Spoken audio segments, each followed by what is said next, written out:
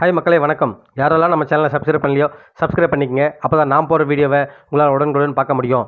இப்போ பார்த்தா தமிழ்நாட்டில் எலெக்ஷன் முடிஞ்சிச்சு. எல்லாருமே அவளோட வெயிட் பண்ணிட்டு இருக்காங்க ரிசல்ட்டுக்காக. ஸோ May 4 அன்றைக்கி ரிசல்ட் தெரிஞ்சிடும் யார் தமிழ்நாட்டோட நெக்ஸ்ட் சிஎம் சொல்லிட்டு. அரசியல் கட்சியெல்லாம் பார்த்தீங்கன்னா ரொம்பவே பிஸியாக பிரச்சாரம் எலெக்ஷன் சொல்லிட்டு இருந்துட்டாங்க. இப்போ பார்த்தீங்கன்னா திமுக தலைவர் ஸ்டாலின் இருக்கார் இல்லையா, ஸோ அவர் பார்த்தீங்கன்னா கொடைக்கானல் போயிருக்காரு ரெஸ்ட் எடுக்கிறதுக்கு. ஸோ உதயநிதி ஸ்டாலின் ஃபாரின் போயிருக்காரு. தாவேக தலைவர் விஜய் இருக்கார் இல்லையா, அவர் பார்த்தீங்கன்னா இன்றைக்கி காலையில் திருச்செந்தூர் போயிட்டு முருகனை வழிபட்டு வந்திருக்காரு.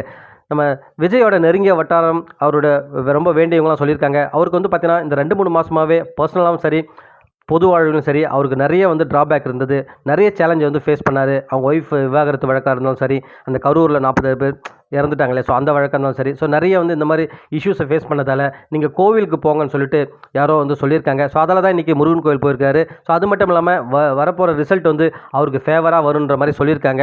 ஸோ அதில் நாளைக்கு ஷீரடிக்கு போகிறதா சொல்லியிருக்காங்க. அங்கே போய் சாய்பாபாவை கும்பிட்டு வர போகிறாரு. ஸோ இப்போ அடுத்தடுத்து பார்த்தீங்கன்னா இந்த மாதிரி புண்ணிய தலங்கள், கோவில், இந்த மாதிரி இடத்துக்கு அவர் போகிறதா பிளான் பண்ணியிருக்காராம். ஸோ May 4 அன்றைக்கே தெரிஞ்சிடும் யார் நெக்ஸ்ட் சிஎம்னு. நீங்கள் யார் வருவாங்கன்னு சொல்லிட்டு கமெண்ட் செக்ஷனில் கமெண்ட் பண்ணுங்கள். மீண்டும் அடுத்த வீடியோவில் உங்களை சந்திக்கிறேன். நன்றி.